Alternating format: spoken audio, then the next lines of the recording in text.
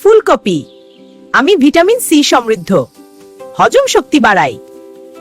Cancer প্রতিরোধে সহায়ক উপাদান আমার মাঝে রয়েছে। আমি গাজর। আমার মাঝে ভিটামিন এ বেশি, চোখের জন্য খুব আমি ত্বক ভালো রাখি। রোগ প্রতিরোধ ক্ষমতা বাড়াই।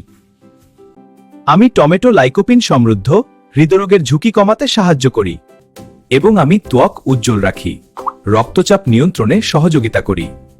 আমি শসা, শরীর ঠান্ডা রাখি, পানির ঘাটতি পূরণ করি, ত্বক সতেজ রাখি। আমি আলু, শক্তির ভালো উৎস। আমার মাঝে পটাশিয়াম রয়েছে, যা হৃদয়ন্ত্রের জন্য উপকারী।